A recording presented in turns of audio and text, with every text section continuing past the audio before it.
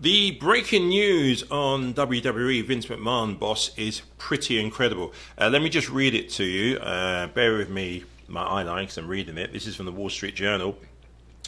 A woman who received a payout from WWE boss Vince McMahon has accused McMahon, the company, and a former executive of sex trafficking. In a new lawsuit that raises questions about the breadth of an internal company probe conducted by a law firm last year. Janel Grant, a former employee at WWE's headquarters, said in a lawsuit filed Thursday that she was abused and sexually exploited by McMahon while he was chief executive. She alleged that McMahon lured her with promises of career advancement, and then he allegedly exploited her and trafficked her to other men inside the company. Grant signed a non-disclosure agreement in 2022 in which McMahon agreed to pay $3 million for her to not discuss their relationship or to disparage him. The WWE received an anonymous tip in 2022 about the relationship and started a board investigation which uncovered other payments by the CEO to women. Grant's lawsuit said McMahon stopped making payments under the 2022 deal after the initial $1 million installment. The suit seeks to void the agreement and unspecified financial damages.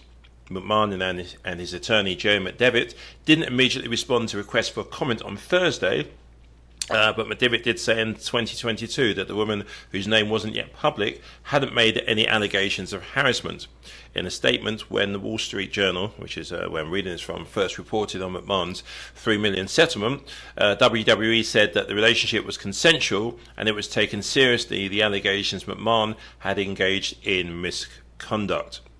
McMahon retired briefly from WWE in July 2022, following reports that revealed payout to multiple women. Now, this particular case, once again, is a situation where, and we have touched on this before, you have people in a very powerful position exploiting that position. There is, bear with me 1 second, because there's also one letter which I wanted to bring up and show to you.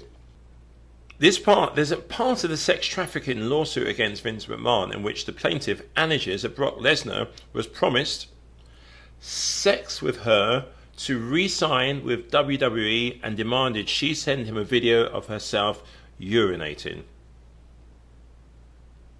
He was also, in this lawsuit, accused of forcefully using dildos named after WWE wrestlers on her, sharing explicit photos and defecating on her head.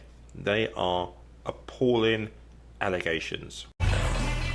In our money lead, World Wrestling Entertainment boss Vince McMahon is stepping back as CEO and chairman while the company's board is investigating a report that McMahon paid millions of dollars in hush money payments to a former employee to keep quiet about an alleged affair. McMahon has had control of the company since 1982. He turned it into a publicly traded company, global wrestling powerhouse, and a media conglomerate. The McMahon family also has powerful ties to the political world. You might recall McMahon's wife, Linda, held a cabinet-level position in former President Trump's White House as the head of the Small Business Administration. But now, as CNN's Jason Carroll reports, McMahon's daughter will step in as the company's interim CEO. Please welcome the chairman of WWE, Vince McMahon! Larger than life, Vince McMahon, more famous than some of the wrestling stars he helped create. He's the guy. I mean, the WWE is Vince McMahon. You can't separate them. WrestleMania! Now McMahon forced to step back from his role as chairman and CEO of World Wrestling Entertainment, WWE, while the company's board investigates misconduct claims against him. His daughter, his interim replacement. The Wall Street Journal reporting McMahon paid a former employee who he allegedly had an affair with $3 million to keep her quiet. Now to the art of the follow-up, the need for follow-up stories. 3 weeks ago, Vince McMahon stepped down as WWE CEO following allegations of sexual misconduct. It turns out now there's a lot more to the story. The Wall Street Journal breaking the news this week that McMahon paid hush money, $12 million to women who had made allegations against him. $12 million in payouts. That's a big scoop from the Wall Street Journal. Now there's probably more to come. There's an investigation that McMahon has pledged to cooperate with. But it's a really important example of why there needs to be digging by journalists to get to the fuller story. Let me bring back Claire Atkinson, Lauren Hirsch, and Philip Bump for more on all this. Claire, the WWE is a big media company. People sometimes don't appreciate how important it is in the media firmament. It's a content creation machine. What do you think are the implications of this revelation about McMahon?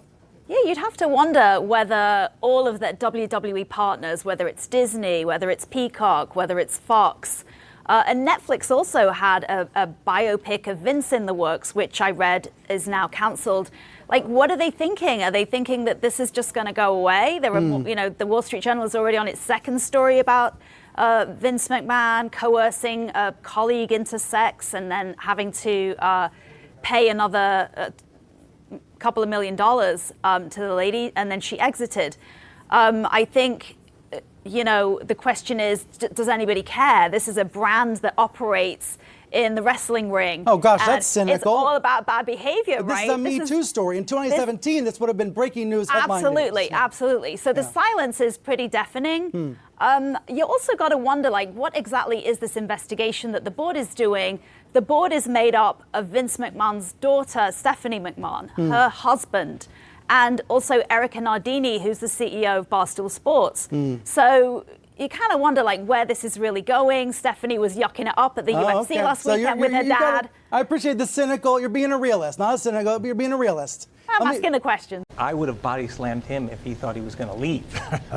Because as I said to you before, here's a man who has seen around the corners at every beat over the last 40 years of this business and has a vision for where this business, way before a lot of people see it. Him now being able to utilize what we have built in our flywheel, I'm the luckiest guy in the world, because I got Vince McMahon, a visionary that sees around corners. I got Dana White and what we've built. That's pretty unstoppable. So you wanted him to stay? Oh my God, yes. Oh my God. Did he have to convince you to stay? Not that much.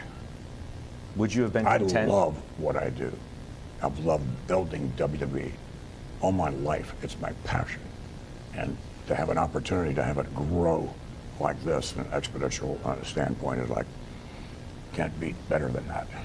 It's an interesting plot twist, because not a lot of people saw this coming. In fact, your own CEO, Nick Khan, told our David Faber just back in February, quote, Vince has declared to the board, to me, to other upper management, he is 100% open to a transaction where he's not included in the company moving forward. Sure. You were ready to walk away? Absolutely. I wasn't going to let him. And let me see, we have a relationship for 23 years. There's a trust, there's a friendship. When you're going into business and going forward, I think that's important. I'm glad he chose us because it was a very competitive situation. But for us, it's an honor. And also, we're so lucky because of his vision about where the business is and where it's going. What happens if you guys disagree?